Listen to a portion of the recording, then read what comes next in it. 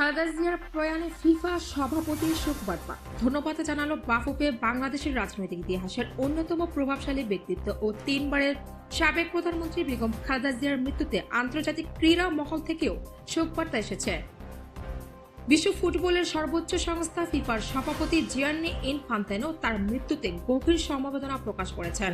বিষয়টি নিশ্চিত করেছে বাংলাদেশ ফুটবল ফেডারেশন বাফুফে সভাপতি তাবিথ আওয়ালের উদ্দেশ্যে পাঠানো শোকবার্তায় ফিফা সভাপতি বেগম খালেদা জিয়ার অবদান স্মরণ করেন।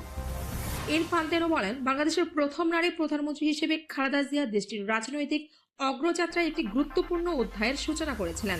তিনি ভবিষ্যৎ প্রজন্মের জন্য একটি দৃঢ় ও স্মরণীয় উত্তরাধিকার রেখে গেছেন বলেও উল্লেখ করেন ফিফা সভাপতি। ফিফার পক্ষ থেকে শোকবার্তায় বাংলাদেশ সরকার, বাংলাদেশ ফুটবল ফেডারেশন এবং দেশের জনগণের প্রতি গভীর সহমর্মিতা জানানো হয়। আন্তর্জাতিক ফুটবল অঙ্গনের সর্বোচ্চ পর্যায় থেকে পাওয়া এমন বার্তাকে সম্মান ও কৃতজ্ঞতার সঙ্গে গ্রহণ করেছে বাফুফে। সংস্থাটি জিয়ান্নি ইনফান্তেনো ও বৈশ্বিক ফুটবল সম্প্রদায়ের প্রতি আন্তরিক ধন্যবাদ জানিয়েছে। গত 30 ডিসেম্বর বেগম খালেদা জিয়া ইন্তেকাল করেন। তার মৃত্যুতে দেশের রাজনৈতিক অঙ্গনের পাশাপাশি ক্রীড়া অঙ্গনের শোকের আবহ তৈরি হয়। ইতিমধ্যে বিভিন্ন ক্রীড়া সংগঠন ও ক্লাব আনুষ্ঠানিকভাবে শোক প্রকাশ করেছে। এর অংশ হিসেবে গত 5 জানুয়ারি ঐতিহ্যবাহী মোহামেডান স্পোর্টিং ক্লাবে তার রুহের মাগফিরাত কামনায় মিলাদ ও দোয়া মাহফিলের আয়োজন করা হয়।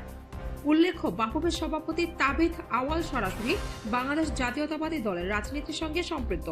তিনি বিএনপির জাতীয় নির্বাহী কমিটির সদস্য।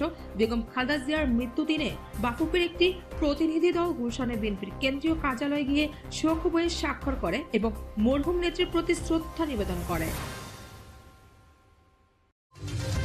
দৈনিক অনুসন্ধান, দুরন্ত গতিতে অফুরন্ত সাহসে আমরা।